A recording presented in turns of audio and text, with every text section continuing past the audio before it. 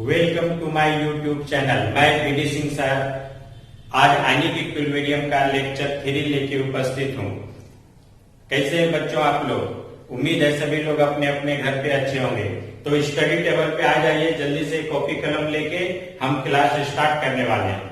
तो आज हम क्लास स्टार्ट करें उसके पहले हम आपको एक कविता सुनाना चाहते हैं हरिवंश राय बच्चन जी का, जिसका शीर्षक है कोशिश करने वालों की कभी हार नहीं होती। ध्यान से सुनिएगा। कोशिश करने वालों की कभी हार नहीं होती, लहरों से डरकर नौका पार नहीं होती। कोशिश करने वालों की कभी हार नहीं होती। आगे देखिए, नन्ही चींटी जब दाना लेकर चलती है, सुनिएगा, नन्ही चींटी जब दाना लेकर चलती है, चढ़ती दीवारों पर 100 बार फिसलती है। मन का विश्वास रगों में साहस भरता है, चढ़कर गिरना गिरकर चढ़ना ना अखरता है। आखिर उसकी मेहनत बेकार नहीं होती, कोशिश करने वालों की कभी हार नहीं होती। तो क्यों ये कविता सुनाए, आपको ये बात समझ में आया होगा। तो हम आगे क्लास स्टार्ट करते हैं। तो जो भी लोग, जो भी स्टूडेंट पहले का लेक्चर 1 लेक्चर 2 नहीं देखे हैं, वो उसको कृपया जाके पहले देख लें, तो आपको ज्यादा अच्छा से समझ में आएगा ये क्लास। और अगर देख लिए हैं तो आएगा नहीं अच्छा से समझ में। आइए हम स्टार्ट करते हैं। हम पिछले क्लास में पढ़े थे आयोनाइजेशन। क्या पढ़े थे? Ionization of weak electrolytes. तो देखिएगा यहाँ पर हम थोड़ा सा एक्सप्लेन करते पिछली क्लास का आयोनाइजेशन ऑफ वीक इलेक्ट्रोलाइट्स के बारे में। तो वीक इलेक्ट्रोलाइट्स का आयोनाइजेशन हम देखे थे, आयोनाइजेशन ऑफ वीक इलेक्ट्रोलाइट्स। तो हम आपको बताए थे आयोनाइजेशन किसका सबसे पहले, ionization of weak monobasic acid. Monobasic acid किसको बोलते हैं बच्चों? मोनोबेसिक एसिड, मोनो का मतलब 1 और बेसिक एसिड का मतलब जिसका बेसिसिटी 1 हो, ऐसा एसिड जिसका बेसिसिटी 1 हो। सारा एक्सप्लेन किए हुए थे। तो ऐसा हम लोग लेते जैसे CH3COOH, ये एक मोनोबेसिक एसिड है ना। तो इक्वस कंडीशन में जब ये आयोनाइज होगा तो CH3COO- और H+ में, तो आप देखेंगे हम बताए थे कि जब हम इसका आयोनाइजेशन कांस्टेंट लिखते हैं तो इसको पढ़ता है आयोनाइजेशन कांस्टेंट ऑफ एसिड या डिसोसिएशन कांस्टेंट ऑफ एसिड। तो इस तरह से हम लोग पढ़ते हैं और इसका लिखते ऐसे हैं, आयोनाइजेशन कांस्टेंट प्रोडक्ट का कंसंट्रेशन बाय रिएक्टेंट का कंसंट्रेशन। क्लियर है? एकदम ही आसान है, कुछ भी नहीं है। तो हम यहाँ पर आपको बताएं। फिर अब जैसे हम यहाँ पर देखा ionization of weak monobasic acid, उसी तरह से हम लोग देखे थे ionization of mono acidic base, यानी ऐसा बेस जो एक हाइड्रोजन, ऐसा बेस जो एक हाइड्रोक्सिल आयन रिलीज कर सकता हो, और मोनो बेसिक एसिड जो एक हाइड्रोजन आयन रिलीज कर सकता हो। तो यहाँ पर देखें, एक एग्जांपल ले लें, NH4OH। इक्वस कंडीशन में ये आयोनाइज करेगा तो NH4+ आयन और OH- आयन में ये आयोनाइज करेगा। अब इसका डिसोसिएशन कांस्टेंट अगर हम लोग लिखते हैं तो इसका डिसोसिएशन कांस्टेंट को हम लोग क्या कहेंगे? डिसोसिएशन या आयोनाइजेशन कांस्टेंट ऑफ बेस।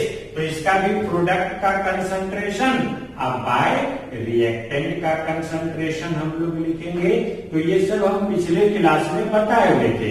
अब यहाँ से हम आगे चलेंगे और देखेंगे, आपको बताएंगे कि ये आयोनाइजेशन और डिसोसिएशन कांस्टेंट से हमको क्या पता चलता है।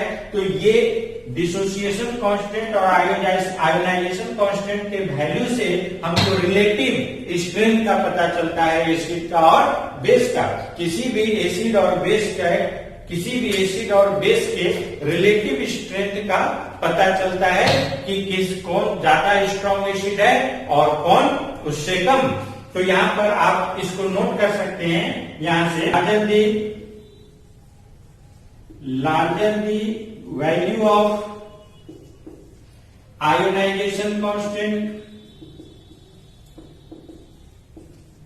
larger the value of ionization constant, stronger is the acid. अगर वैल्यू ज्यादा होगा आयोनाइजेशन कांस्टेंट ऑफ एसिड का तो वो एसिड भी क्या होगा, स्ट्रांग होगा। जैसे आप एग्जांपल में देखेंगे, अगर आपको क्वेश्चन दे दे, एक क्वेश्चन हम देते हैं, आप लोग भी इसको बनाइएगा। क्वेश्चन क्या है, तो कोई भी हम डिफरेंट एसिड का आयोनाइजेशन कांस्टेंट ले लेंगे, जिससे हम पता लगाएंगे कि इसमें से किसका स्ट्रेंथ ज्यादा है और किसका कम है। तो देखेंगे ionization constant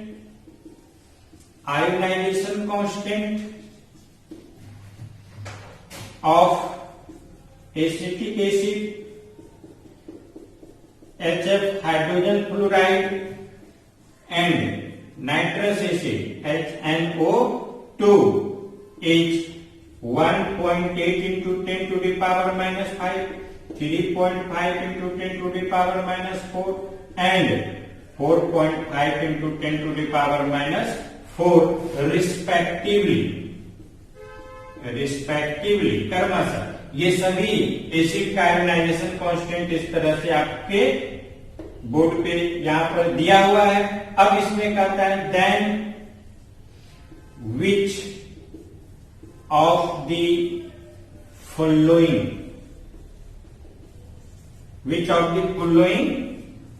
order of acidic strength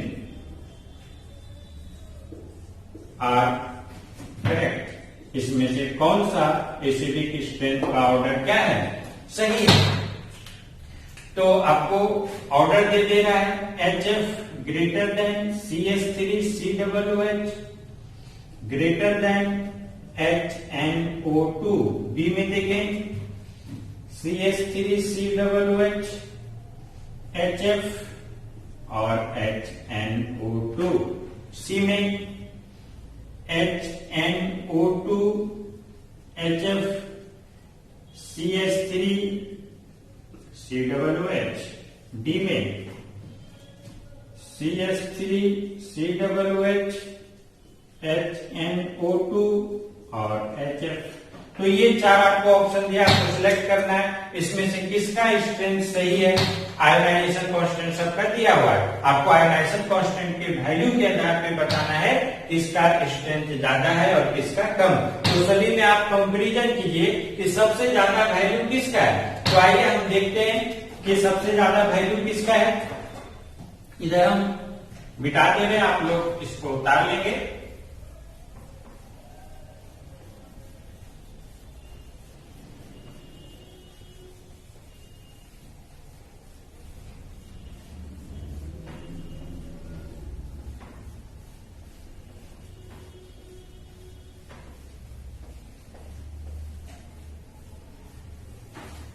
तो सबसे ज्यादा वैल्यू किसका है, आप यहाँ पर देख लिखें डिसोसिएशन कांस्टेंट ऑफ एसिड किसका CH3COOH का कितना दिया हुआ है, तो 1.8 into 10 to the power minus 5, 1.8 into 10 to the power minus 5। Ionization constant दिया हुआ है HF का कितना दिया हुआ है, देखिए 3.5 into 10 to the power minus 4। अब लेते हैं डिसोसिएशन कांस्टेंट HNO2 का कितना दिया हुआ है 4.5 into 10 to the power minus 4। तो यहाँ पर आप देखिए सबसे बड़ा वैल्यू कौन सा है, तो ये वाला सबसे बड़ा वैल्यू है। तो हम लोग बोलेंगे K of HNO2, dissociation constant का वैल्यू सबसे बड़ा है HNO2 का, उसके बाद कौन सा है HF का, और सबसे छोटा वैल्यू किसका है, तो हम लोग बोलेंगे CH3COOH का। और इस तरह से आप कह सकते हैं ऑर्डर जो हो जाएगा ऑर्डर ऑफ एसिडिक स्ट्रेंथ, इस तीनों में वो सबसे ज्यादा किसका हो जाएगा, तो आप कह सकते हैं HNO2 greater than HF greater than CH3C double O H. बहुत ही इजी क्वेश्चन था, बस सिर्फ आप लोगों को बताए ताकि कहीं भी आप देख के इस वैल्यू को बता सकते हैं कि किसका एसिडिक स्ट्रेंथ ज्यादा और किसका एसिडिक स्ट्रेंथ कम है। क्लियर है ना? तो चलिए आगे अब चलते हैं। तो अब आपको अगर कहीं पर दे दे कि आयोनाइजेशन कांस्टेंट लिखने के लिए कोई ऐसा एसिड जिसमें एक से ज्यादा आयोनाइजेबल हाइड्रोजन मौजूद हो, है ना, तो उसका कैसे लिखेंगे।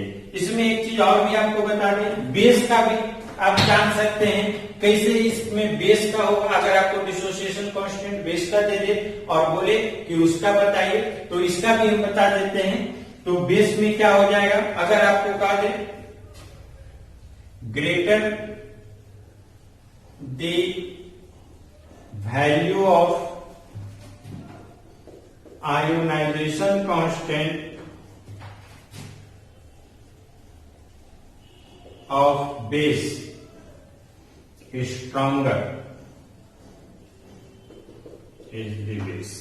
मतलब जिसका वैल्यू ज्यादा होगा वो बेस भी क्या होगा, ज्यादा स्ट्रांग होगा। यानी जिस बेस के डिसोसिएशन कांस्टेंट का वैल्यू ज्यादा होगा वही बेस भी क्या होगा, स्ट्रांग होगा। अगर आपको कोई दो बेस दे दे, जैसे मान लेते हैं केबी दे दे, किसका, अमोनिया का NH3, अगर इसका वैल्यू और फिर दे दे dissociation constant of ethyl amine, ये दोनों क्या है, बेस है। अब दोनों का डिसोसिएशन कांस्टेंट दे दे और बोले कि बताइए कि कौन ज्यादा स्ट्रॉन्ग बेस होगा और कौन कम स्ट्रॉन्ग बेस होगा। तो आप इसी के आधार पे बना सकते हैं 1.8 into 10 to the power -5 NH3 का वैल्यू मान लेते हैं और इसका वैल्यू कितना हो जाएगा 4.6 into 10 to the power -4। Clear है? तो हम लोग देखेंगे इसका वैल्यू बड़ा है तो बोलेंगे इसका वैल्यू बड़ा है, तो हम लोग बोलेंगे Kb ग्रेटर देन किसका, Kb C2H5 NH2 का ज्यादा बड़ा होगा किससे, Kb अमोनिया से। तो आप कह सकते हैं कि यहाँ बेसिक स्ट्रेंथ जो हो जाएगा, basic strength of C2H5 NH2 greater than NH3। Clear है? बहुत इजी है, जैसे इसमें बताए थे वैसे इसमें भी है। तो आप समझ गए होंगे कि डिसोसिएशन या आयोनाइजेशन कांस्टेंट से हमको एसिड या बेस के स्ट्रेंथ का पता चलता है कि किसका ज्यादा और किसका कम होता है। क्लियर है?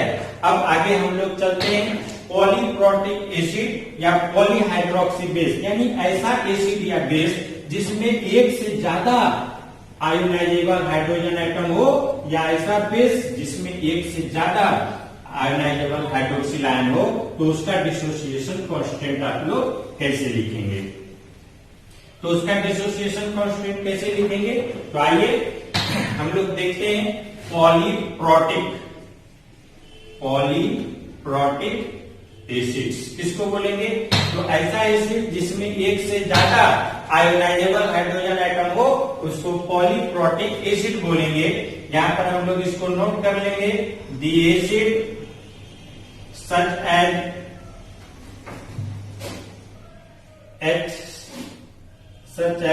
H3PO4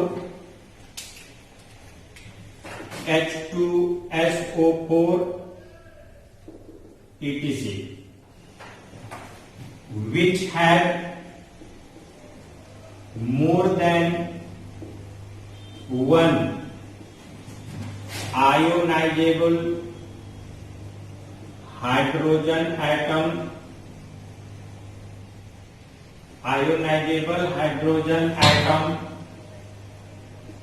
are present are called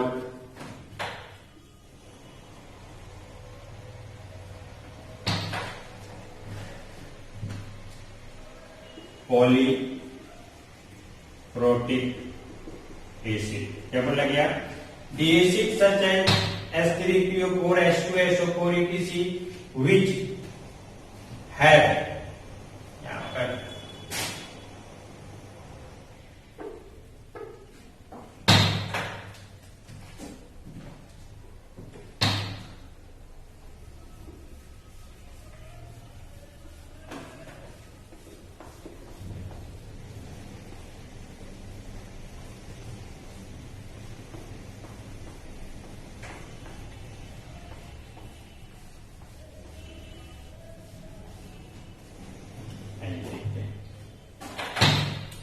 तो अब हम लोग आगे क्या देखेंगे, पॉलीप्रोटिक एसिड। क्या देखेंगे, पॉलीप्रोटिक एसिड। किसको बोलेंगे पॉलीप्रोटिक एसिड? तो ऐसा एसिड जिसमें एक से ज्यादा आयोनाइजेबल हाइड्रोजन एटम हो उसको हम लोग पॉलीप्रोटिक एसिड कहेंगे। क्या लिखेंगे, the acid which had more than one ionisable hydrogen atom present is known as polyprotic acid. तो हम लोग देखेंगे पॉलीप्रोटिक एसिड एक से ज्यादा आयोनाइजेबल हाइड्रोजन हो तो इसका हम लोग कैसे डिसोसिएशन कांस्टेंट लिखेंगे पॉलीप्रोटिक एसिड का। तो एक्चुअली पॉलीप्रोटिक एसिड जो होता है वो स्टेप वाइज आयोनाइज करेगा। तो जब स्टेप वाइज आयोनाइज करेगा तो हम लोग उसका वैसे ही आयोनाइजेशन कांस्टेंट भी स्टेप वाइज लिखेंगे। तो एक एक हाइड्रोजन आयन करके ये आयोनाइज होगा स्टेप वाइज और उसी तरह से हम उसका आयोनाइजेशन कांस्टेंट भी क्या करते हैं, लिखते हैं। तो आइए देखते हैं, अगर आपको एग्जाम्पल में दे दे, एग्जाम्पल में लिख सकते हैं H3PO4 phosphoric acid, H2SO4 sulphuric acid etc। ये हम स्ट्रॉन्ग वाला एग्जाम्पल में ले लिए हैं। तो आइए देखते हैं H3PO4 को जब एक्वस कंडीशन में हम लेते हैं ये आयोनाइज करेगा तो H प्लस और H2PO4 पे 1 माइनस आयन, इस तरह से सिर्फ माइनस भी छोड़ सकते हैं। तो यहाँ पर आप देखेंगे ये इक्वस कंडीशन में आयोनाइज हुआ। अब इसका डिसोसिएशन कांस्टेंट को आप कैसे डिनोट करेंगे, Ka1 है ना। क्या करेंगे, आयोनाइजेशन कांस्टेंट ऑफ एसिड 1 या फर्स्ट आयोनाइजेशन कांस्टेंट।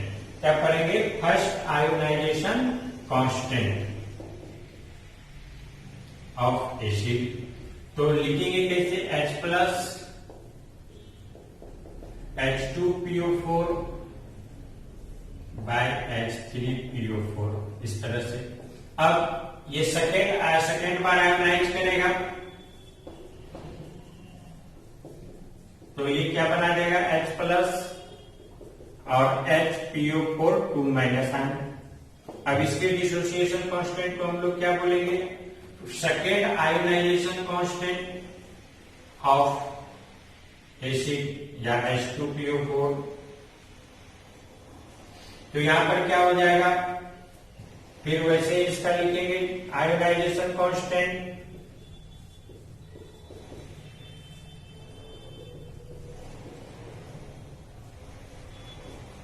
क्लियर है। तो यहां पर नेक्स्ट ये तीसरी बार आयोनाइज करेगा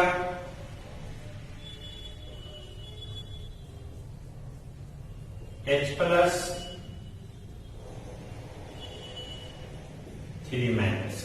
अब इसका आयोनाइजेशन कांस्टेंट को हम लोग K3 से डिनोट करेंगे, इसको क्या बोलेंगे, third ionization constant of acid. इसके लिए हम लोग कैसे लिखेंगे, कंसंट्रेशन, और इसी तरह से हम लोग पॉलीप्रोटिक एसिड का कंसंट्रेशन लिखते हैं ना, आसान बिल्कुल। तो इस तरह से आप पॉलीप्रोटिक एसिड लिखते हैं। तो आपको बता दें कि पहला आयोनाइजेशन कांस्टेंट का वैल्यू दूसरे से ज्यादा होगा और दूसरा का तीसरे से ज्यादा होगा। कहने का मतलब पहला हाइड्रोजन आयन जल्दी रिलीज कर पाएगा, जल्दी आयोनाइज कर पाएगा दूसरे के मुकाबले, और दूसरा का जल्दी आयोनाइज कर पाएगा तीसरे के मुकाबले। आप कह सकते हैं कि पहला हाइड्रोजन आयन जल्दी रिलीज करता है और इसीलिए आयोनाइजेशन कांस्टेंट जो होगा फर्स्ट वाले का वो सबसे ज्यादा होगा, यानी दूसरे से ज्यादा होगा, दूसरा वाले का तीसरे से ज्यादा होगा। और सेम आप बेस के कंडीशन में भी कर सकते हैं। अगर एक से ज्यादा रिप्लेसेबल आयोनाइजेबल हाइड्रोक्सिल आयन वाला बेस हो तो उसके लिए हम लोग Kb1, Kb2 और Kb3 यूज करेंगे और सिर्फ उसका जो वैल्यू हो जाएगा Kb1 का ग्रेटर देन Kb2, Kb2 का ग्रेटर देन Kb3। यहाँ पर हम थोड़ा सा आपको इंडिकेट कर दें, अगर आप इसी तरह से लेते हैं क्या पॉलीहाइड्रोक्सी बेस, यानी ऐसा बेस जिसमें एक से ज्यादा क्या हो आयोनाइजेबल हाइड्रोक्सिल आयन हो, उसको ही हम लोग क्या बोलेंगे पॉलीहाइड्रोक्सी बेस। तो यहां पर आप देखेंगे पॉलीहाइड्रोक्सी बेस। तो पॉलीहाइड्रोक्सी बेस में क्या हो जाएगा, तो इसी तरह से अगर इसमें मान लेते हैं दो हाइड्रोक्सिल आयन रिलीजेबल वाला हो तो यहां पर क्या ले लेंगे Kb1 ग्रेटर देन क्या हो जाएगा Kb2, 3 होगा तो ग्रेटर देन Kb3। इस तरह से उसका ऑर्डर हो जाएगा, यानी पहला हाइड्रोक्सिल आयन जो रिलीज करेगा वो जल्दी दूसरे के रिस्पेक्ट में, दूसरा जल्दी करेगा तीसरे के रिस्पेक्ट में। तो यही था आपका आयोनाइजेशन कांस्टेंट। यहां तक क्लियर है बच्चों? कोई भी परेशानी हो आप मैसेज करके फोन करके अवश्य पूछें। तो हम आगे चलते हैं। अब आगे चलेंगे हम लोग ओस्टवर्ड डाइल्यूशन लॉ, है ना? क्या हम लोग पढ़ेंगे ओस्टवर्ड डाइल्यूशन लॉ। आइए देखते हैं हम लोग क्या देखेंगे।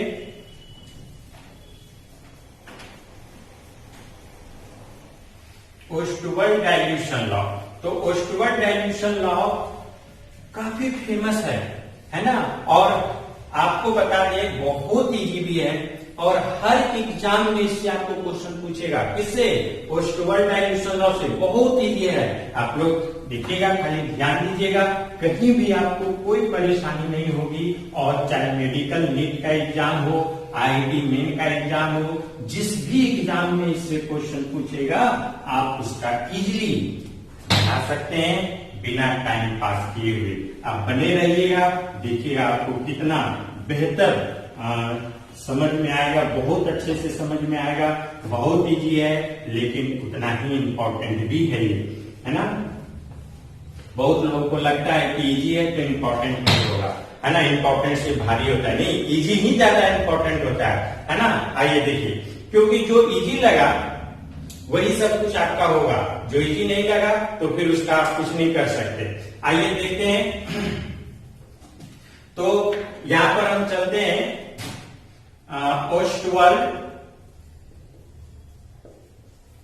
ओस्टवर्ड डाइल्यूशन लॉ। ये किसके लिए है? For ionization of weak electrolytes. Ostwald dilution law for ionization of weak electrolytes. Weak electrolytes के आयोनाइजेशन के लिए ये लॉ दिया गया था। कौन? Ostwald dilution law. Ostwald dilution law किसके लिए है? वीक इलेक्ट्रोलाइट्स के लिए। और बता दें इस लॉ में हम लोग किसके बीच में रिलेशन पढ़ते हैं?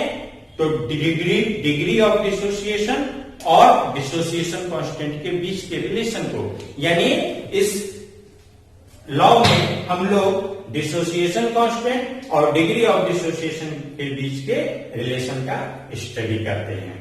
ठीक है? It is the relation between, note कर लीजिए, it is the relation between, it is the relation between dissociation constant,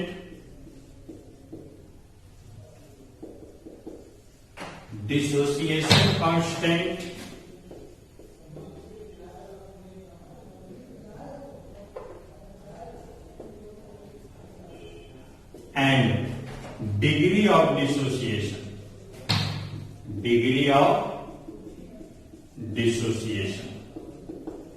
जिसको अल्फा से डिनोट करते हैं। किसके लिए? फॉर वीक इलेक्ट्रोलाइट्स के हम कर सकते हैं, ऑफ वीक इलेक्ट्रोलाइट्स। तो ये आप हमेशा ध्यान में रखिएगा कि एक्चुअली जो ये ओस्टवर्ड डाइल्यूशन लॉ है ये किसके बीच के रिलेशन को स्टेब्लिश करता है? तो वीक इलेक्ट्रोलाइट्स का डिसोसिएशन कांस्टेंट और डिग्री ऑफ डिसोसिएशन के बीच के रिलेशन को स्टेब्लिश करता है। कैसे, आगे हम ये देखेंगे कि इसमें क्या क्या है, इसका स्टेटमेंट देखेंगे। लेकिन उसके पहले, स्टेटमेंट पढ़ने के पहले हम आपको इसको एक्सप्लेन करते हैं कैसे इसके बीच के रिलेशन ये स्टेब्लिश करेगा। तो मान लेते हैं एक वीक एसिड है HA, क्या मान लेते हैं, ये एक वीक एसिड है। अब ये वीक एसिड एक्वस कंडीशन में आयोनाइज होगा H+ में और A- में। मान लिए हैं HA कोई वीक एसिड है, फिर वीक बेस भी मान लेंगे आगे, है ना। बहुत लोगों के मन में चल रहा होगा कि वीक एसिड लिए हैं तो वीक बेस भी आगे ले लेंगे, कोई दिक्कत नहीं है। तो वीक एसिड H+ और A- में टूटता एसिड है, इसलिए H+ आयन रिलीज कर रहा है। तो यहाँ पर हम देखेंगे कि स्टार्टिंग मोल भी मान लेते हैं, इसको माने हैं, ध्यान रखिएगा। HA एक वीक एसिड है ना। तो स्टार्टिंग मोल ले लेते हैं कि मान लेते हैं कि स्टार्टिंग में एक मोल लिए, कुछ भी मान सकते हैं XY, जो हमको इजी लगता है वो हम लोग लेंगे। 1 मोल मान लेते हैं कि 1 मोल इनिशियल में हम लोग लिए। तो 1 मोल जब इनिशियल में लिए तो क्या हो जाएगा, 1 मोल इनिशियल में लिए, 1 मोल इनिशियल में लिए। तो अब यहाँ पर हम लोग देखेंगे अभी ये आयोनाइज नहीं किया है, अभी ये आयोनाइज नहीं किया है, तो इसीलिए यहाँ पर क्या है 0। अब मान लेते हैं कुछ समय के बाद ये आयोनाइज करेगा, तो मान लेते हैं कि इसमें चेंज कर रहा है। जो भी आयोनाइज होगा तो कुछ ना कुछ आयोनाइज होगा तो चेंज करेगा। तो मान लेते हैं कि इधर चेंज कर रहा है अल्फा, तो अल्फा इधर घटा देते हैं। डिग्री ऑफ डिसोसिएशन है, किसको बोलते हैं डिग्री ऑफ डिसोसिएशन, तो number of mole dissociated per mole of reactant. एक मोल रिएक्टेंट में जितना मोल डिसोसिएट कर जाए उसी को उस इलेक्ट्रोलाइट्स एसिड या बेस का हम लोग क्या बोलते हैं, डिग्री ऑफ डिसोसिएशन। इसको भी हम नोट कर लेते हैं साइड में, डिग्री ऑफ डिसोसिएशन ऐसे बताए हुए हैं केमिकल इक्विलिब्रियम में। डिग्री ऑफ डिसोसिएशन अल्फा से डिनोट करेंगे, तो देखेंगे डिग्री ऑफ डिसोसिएशन में क्या हो जाएगा। तो डिग्री ऑफ डिसोसिएशन में क्या हो जाएगा, तो यहां पर हम लोग लेते हैं number of mole dissociated, number of mole dissociated per mole of reactant, number of mole dissociated per mole of reactant. तो डिग्री ऑफ डिसोसिएशन में हम लोग देखेंगे यही अल्फा मान लेते हैं चेंज हो रहा है, बहुत कम आयोनाइज होगा, बहुत कम डिसोसिएट करेगा। तो मान लेते हैं कि जो भी डिसोसिएट कर रहा है वो अल्फा, यानी 1 में से हम अल्फा माइनस कर देंगे। तो जितना इधर आयोनाइज होगा उतना ही इधर क्या होगा, बनेगा। जितना इधर आयोनाइज होगा उतना ही इधर क्या होगा, बनेगा। ध्यान दीजिएगा। अब यहाँ पर चेंज होके क्या हो जाएगा यहाँ पर, तो यहाँ पर जब इक्विलिब्रियम पे ये आएगा, इक्विलिब्रियम मोल हम लोग लिखेंगे, रिएक्शन जब इक्विलिब्रियम पे आएगा तो 1 माइनस अल्फा, और इधर क्या हो जाएगा, यही अल्फा और अल्फा। क्लियर है। अब ये मोल लिए, हमको कंसंट्रेशन लेना है, तो इक्विलिब्रियम पे जब हम कंसंट्रेशन लेंगे तो कंसंट्रेशन हम लोग कैसे लिखते हैं, मोल बाय वॉल्यूम। तो हम लोग सबको वॉल्यूम से क्या कर देंगे, डिवाइड कर देंगे। यहाँ पर क्या ले लेंगे, 1 माइनस अल्फा बाय वी,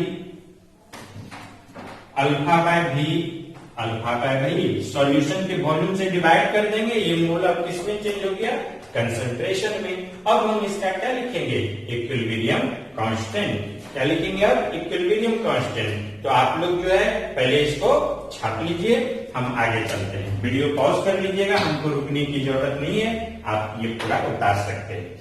चलिए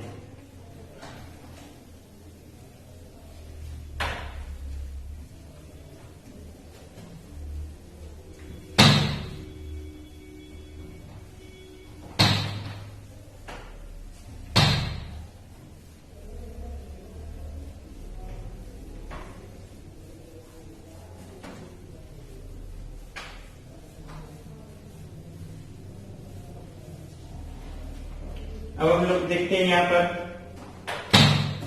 तो क्या हो जाएगा, इसका हम लोग लिखेंगे डिसोसिएशन कांस्टेंट। तो डिसोसिएशन कांस्टेंट हम लोग कैसे लिखेंगे कि तो यहां पर हम लोग H प्लस आयन का कंसंट्रेशन A माइनस आयन का कंसंट्रेशन बाय HA का कंसंट्रेशन, जैसे अभी तक हम लोग पढ़ते आए हैं इस तरह से हम लोग कंसंट्रेशन लिखते हैं। तो हम लोग देखेंगे कि जब इस तरह से कंसंट्रेशन लिखेंगे तो K बराबर क्या हो जाएगा। तो हम लोग K बराबर देखेंगे H plus A minus HA, ऐसे हम लोग देखेंगे। तो यहाँ पर अब सबका कंसंट्रेशन हम लोग ले लें तो क्या हो जाएगा, H प्लस का alpha by B, A minus का अल्फा बाय बी, HA का क्या हो जाएगा 1 माइनस अल्फा बाय बी। अब डिसोसिएशन कांस्टेंट ऑफ एसिड बराबर क्या हो जाएगा, यहाँ पर alpha square by B square by 1 minus alpha by B. अब आप इसको कैंसिल कर दीजिए, alpha square by B square into ये उलट जाएगा B by 1 minus alpha, B भी ये कैंसिल हो जाएगा, बचेगा क्या alpha square by B 1 minus alpha. अब आपको बताएंगे वीक इलेक्ट्रोलाइट्स के लिए अल्फा बहुत बहुत बहुत छोटा होता है, लेस देन 1, यानी डिग्री ऑफ डिसोसिएशन जो हम बताए थे वो अल्फा लेस देन 1 होता है। तो वीक इलेक्ट्रोलाइट, जैसे आप जानेंगे कि हम कोई भी इलेक्ट्रोलाइट्स ले लें, जैसे HL माने HA ही ले लेते हैं। अब इसको अगर आप यहाँ पर 100 लेते हैं या 1 मोल मान लेते हैं, 1 मोल लिए 1 ही मोल ले लेते हैं। अब ये जब आयोनाइज करता है तो ये आयोनाइज करेगा तो ये लगभग 0.5 ये क्या करेगा, डिसोसिएट करेगा, 0.05 कर लीजिए, बहुत कम डिसोसिएट करता है। इसीलिए हम लोग बोलते हैं अल्फा लेस देन 1, किसके लिए, और वीक इलेक्ट्रोलाइट्स। अगर यही स्ट्रॉन्ग इलेक्ट्रोलाइट्स हो तो क्या हो जाएगा, alpha greater than equal to 1, sorry कितना हो जाएगा, equal to 1 for strong electrolyte. चूंकि स्ट्रॉन्ग इलेक्ट्रोलाइट कंप्लीटली डिसोसिएट कर जाता है। ये अल्फा लेस देन 1 इसके लिए होगा वीक इलेक्ट्रोलाइट्स के लिए, इसके लिए होगा वीक इलेक्ट्रोलाइट्स के लिए। और स्ट्रॉन्ग इलेक्ट्रोलाइट्स के लिए क्या होता है, अल्फा इक्वल टू 1, क्या होगा, अल्फा इक्वल टू 1। तो इस तरह से हम लोग देखेंगे जब वीक इलेक्ट्रोलाइट्स होगा तो वीक इलेक्ट्रोलाइट्स में क्या हो जाएगा, अल्फा लेस देन 1। तो अल्फा जब लेस देन 1 हो जाएगा तो यहाँ पर सिर्फ बच क्या जाएगा, K बराबर डिसोसिएशन कांस्टेंट ऑफ एसिड बराबर अल्फा स्क्वायर, और यहाँ पर क्या बच जाएगा, B, है ना। अब आप इसको अगर कंसंट्रेशन में चेंज करना चाहते हैं तो कंसंट्रेशन क्या हो जाता है, 1 बाय बी। इसी को आप लिख सकते हैं K by C alpha square. Actually 1 by B को ही हम लोग क्या लिख देंगे, C कंसंट्रेशन, क्या लिख देंगे, C कंसंट्रेशन। तो यही हो गया आपका आयोनाइजेशन कांस्टेंट ऑफ एसिड या dissociation constant of acid. Clear है। जिनको नहीं समझ में आ रहा हो या कोई भी दिक्कत हो वो फोन करके, कमेंट करके, किसी भी प्रकार से जैसे आपको सुविधा लगे आप पूछ सकते हैं।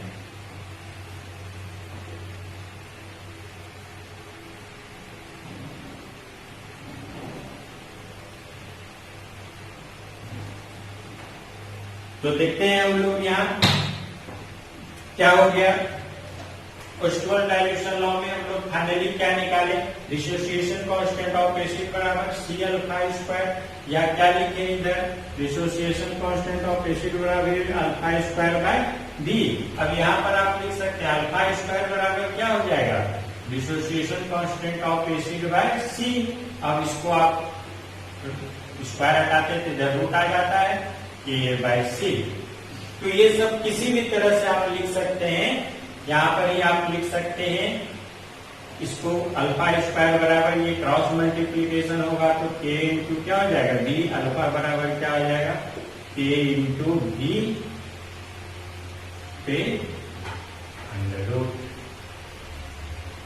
अब यहाँ पर देखिए डिग्री ऑफ डिसोसिएशन आप कर सकते हैं। यही चीज अब देखिए ये आ गया ओस्टवाल डाइल्यूशन लॉ का स्टेटमेंट, जिसमें वो बताएगा कि कंसंट्रेशन जो होगा वीक इलेक्ट्रोलाइट्स का वो क्या होगा, डिग्री ऑफ डिसोसिएशन के स्क्वायर रूट के इनवर्सली प्रोपोर्शनल होगा, और वॉल्यूम जो होगा डिग्री ऑफ डिसोसिएशन के डायरेक्टली प्रोपोर्शनल होगा। तो ये अगर आप याद रखते हैं इससे क्वेश्चन भी बनेगा, और ये आपका स्टेटमेंट भी इसी पे आप बैठा सकते हैं।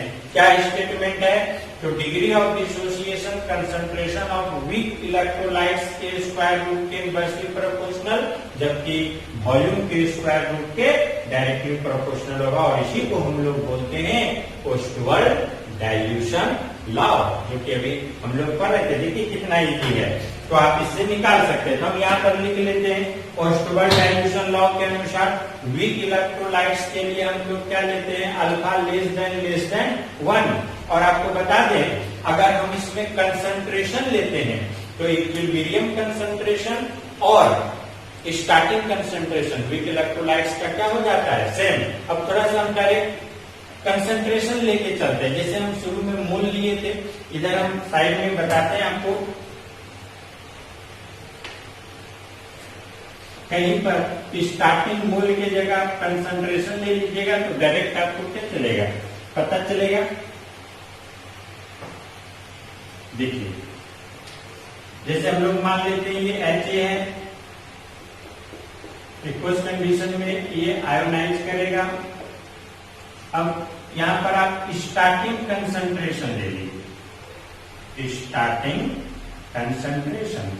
तो स्टार्टिंग कंसंट्रेशन अगर C लेते हैं तो यहां पर हो जाएगा 0। अभी स्टार्ट नहीं हुआ है तो 0 हम वहां स्टार्टिंग मोल 1 लिए थे, मान लेते हैं कि इसका स्टार्टिंग कंसंट्रेशन मतलब स्टार्टिंग में C कंसंट्रेशन लिए हैं। तो यहां पर आप देखें चेंज करेगा अगर तो ये क्या हो जाएगा, माइनस अल्फा C अल्फा, ये प्लस C अल्फा, ये प्लस C अल्फा। अब इक्विलिब्रियम कंसंट्रेशन कितना हो जाएगा, ये हो जाएगा आपको C माइनस C अल्फा, ये C अल्फा और ये C अल्फा। अब यहीं पर आप देखें C कॉमन ले लेते हैं तो क्या हो जाएगा 1 minus alpha C alpha C alpha. अब अल्फा लेस देन 1 है तो यहाँ पर क्या सिंपल जाएगा C। तो आप कह सकते हैं देखिए स्टार्टिंग कंसंट्रेशन इक्विलिब्रियम कंसंट्रेशन दोनों क्या होता है, इक्वल होता है, सेम होता है। तो यहाँ पर हम इसको नोट कर लेते हैं, लिखेंगे according to Ostwald dilution law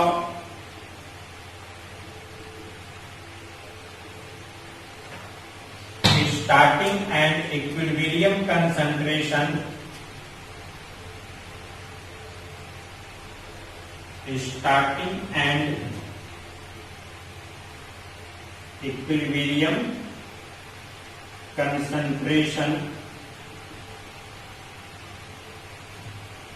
of weak electrolyte is taken same, दोनों सेम लिया जाएगा। क्लियर है। तो यहाँ पर आपको जब भी बोले तो आप इस तरह से इसको एक्सप्लेन कर सकते हैं। आप ऐसे भी एक्सप्लेन कर सकते हैं, डिसोसिएशन कांस्टेंट लिख सकते हैं, यही आएगा। थोड़ा ध्यान दीजिएगा, अगर इसका आप डिसोसिएशन कांस्टेंट लिखते हम डायरेक्ट इसका कंसंट्रेशन यहाँ पुट करते हैं, इसके जगह पे H प्लस के जगह पे C अल्फा और इसकी जगह पे भी क्या C अल्फा। अब बाई क्या हो जाएगा C जो यहाँ पर है, तो K बराबर क्या हो जाएगा C square alpha square by C। देखिए C cancel, K equal C alpha square. देखिए यही चीज आया है यहाँ पर। तो दोनों तरह से सेम आ सकता है, कंसंट्रेशन भी मान सकते हैं स्टार्टिंग या मोल भी मान सकते हैं स्टार्टिंग, कोई फर्क नहीं पड़ता है, दोनों को ही या दोनों एक ही है। और यही है आपका ओस्टवाल डाइल्यूशन लॉ। तो ओस्टवाल डाइल्यूशन लॉ में आगे हम लोग लिखेंगे कि डिग्री ऑफ डिसोसिएशन जो होगा वो कंसंट्रेशन पे डिपेंड करता है, और जैसे जैसे कंसंट्रेशन इंक्रीज करेगा डिग्री ऑफ डिसोसिएशन क्या करेगा, डिक्रीज करेगा। देख लीजिए डिग्री ऑफ डिसोसिएशन जो होगा कंसंट्रेशन के इनवर्सली प्रोपोर्शनल होगा, और जैसे जैसे कंसंट्रेशन सॉल्यूशन का या वीक इलेक्ट्रोलाइट्स का इंक्रीज करता है, डिग्री ऑफ डिसोसिएशन क्या करेगा, डिक्रीज करेगा। तो हम लोग इसको नोट कर लेते हैं, तो लिखिएगा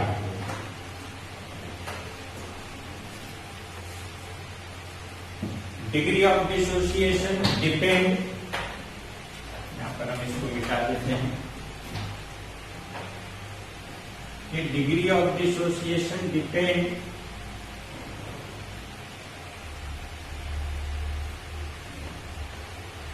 on the concentration of electrolytes.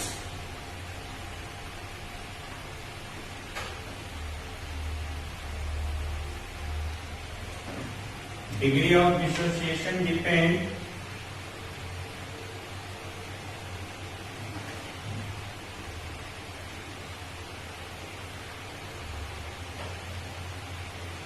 on the concentration of electrolytes.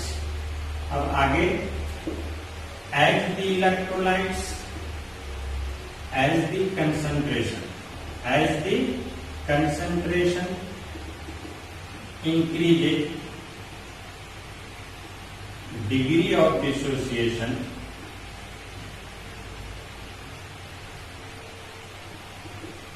decreases, है ना।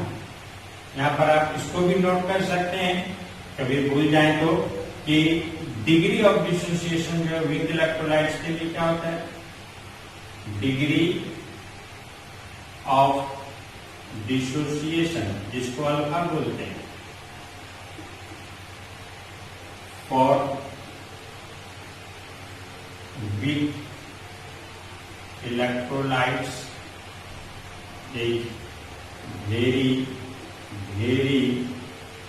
less than 1, hence it is negligible. इसीलिए इसको हम लोग क्या मानते हैं, नेग्लिजिबल। क्लियर है। अब इसका स्टेटमेंट देखते हैं। तो अगर कोई पूछे आपको ओस्वाल्ड डायल्यूशन लॉ क्या है, तो ये भी आप कर सकते हो, और इसका स्टेटमेंट, इसको आप कैसे लिखेंगे, इसके स्टेटमेंट को, तो लिख सकते हैं इसका statement, degree of dissociation is inversely proportional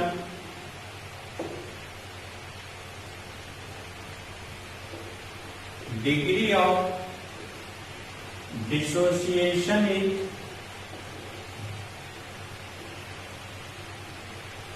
inversely proportional, degree of dissociation is inversely proportional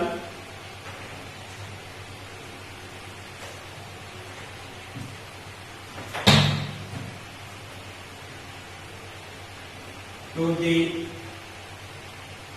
square root of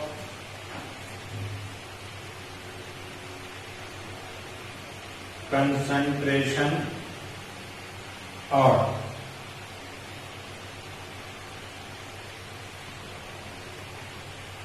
directly proportional to the square root of volume.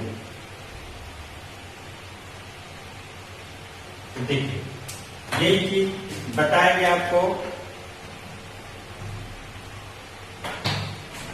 यहाँ स्क्वायर कर लीजिए।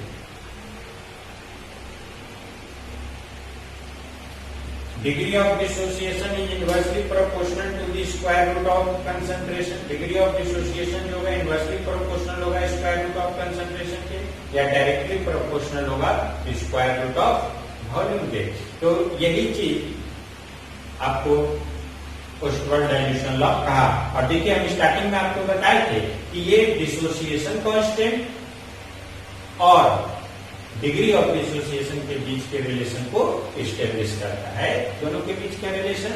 तो कंसंट्रेशन के लिए क्या हो गया, इनवर्सली प्रोपोर्शनल, और वॉल्यूम के लिए क्या हो गया, डायरेक्टली प्रोपोर्शनल। क्लियर है?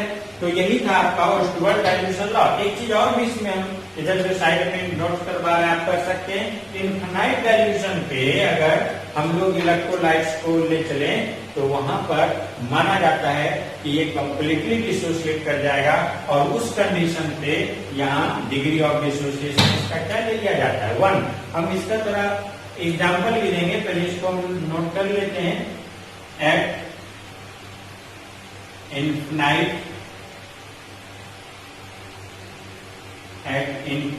dilution, all electrolyte are completely dissociated, and its degree of dissociation, short में लिखे, डिग्री ऑफ डिसोसिएशन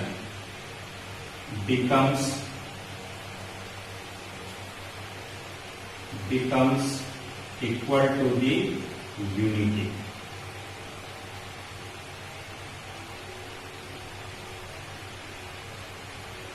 या 1 कर सकते हैं।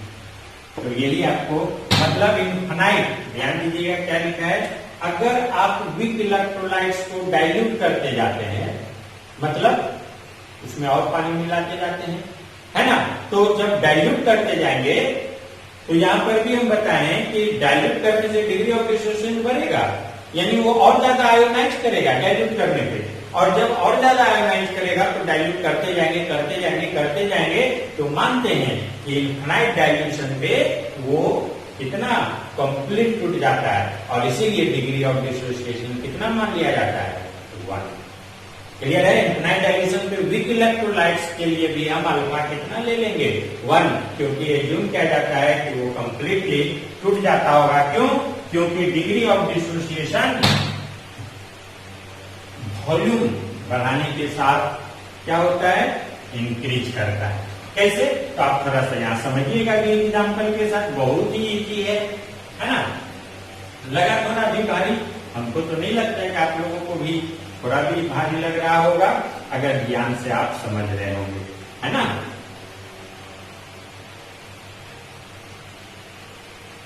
देखिए अब हम मान लेते हैं कि ऐसे कोई एसिड है, मानते ही आ रहे यही H+A-।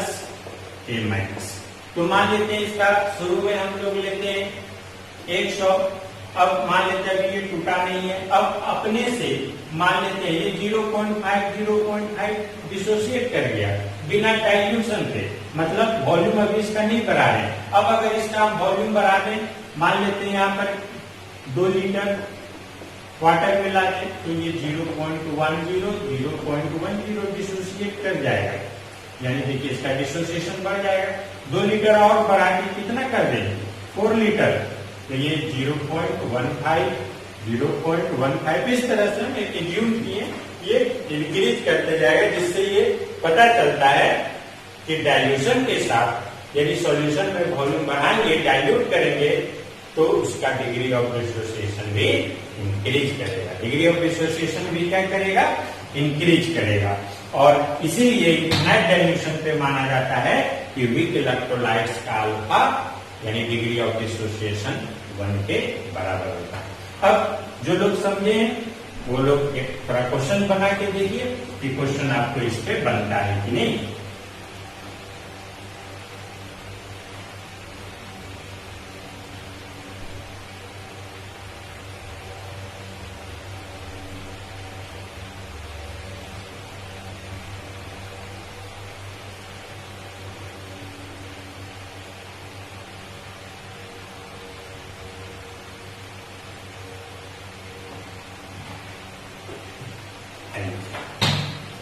आगे हम लोग देखेंगे इसमें क्या हो जाएगा।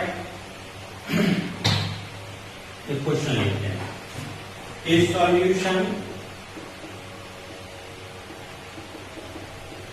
Is solution of acetic acid. बहुत ही इजी है, बस सिर्फ आपको रिलेशन पता चले कि किस तरह से हम लोग फॉर्मूला को पुट करते हैं। A solution of acetic acid, acetic acid का सॉल्यूशन है यही जो भी लिखते आ रहे थे, CH3COOH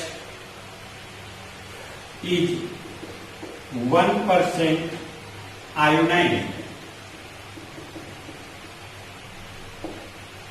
Determine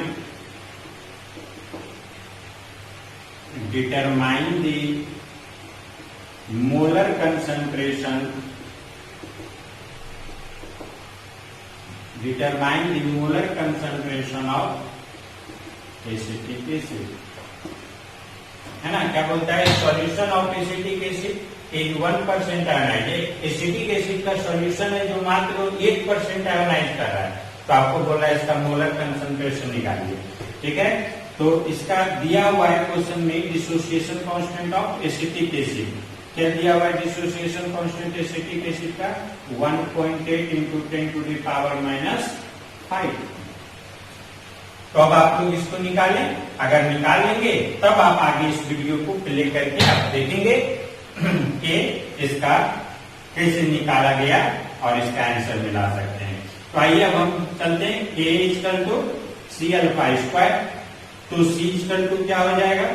K by alpha square. चूंकि C कंसंट्रेशन है, C क्या है? कंसंट्रेशन, और अल्फा क्या है? डिग्री ऑफ डिसोसिएशन, है ना। तो C बराबर यही हो गया आपका। तो यहाँ पर K डिसोसिएशन कांस्टेंट दिया हुआ है 1.8 इंटू 10 टू द पावर -5, और कंसंट्रेशन अल्फा 1% है, तो 1% को आप कैसे लिखेंगे? 1/100। तो ये कितना हो जाएगा? 1.8 into 10 to the power -5 by 0.01 पे स्क्वायर कैलकुलेट कीजिए। ये आपको आ जाएगा 0.18 मोल पर लीटर। क्या आ जाएगा? 0.18 मोल पर लीटर। यही कंसंट्रेशन आपका निकल गया। आना बहुत ही बच्चा वाला क्वेश्चन है, सिर्फ आप लोग को दी कि आप लोग जान सके कि कैसे इसको फॉर्मूला पुट करते हैं। क्लियर है? तो यही था आपका फर्स्ट वर्ड डाइल्यूशन लॉ। अब हम लोग फर्स्ट वर्ड डाइल्यूशन लॉ से आगे बढ़ेंगे और पढ़ेंगे आयोनाइजेशन कांस्टेंट ऑफ वाटर। क्या करेंगे? Ionization water and ionic product of water.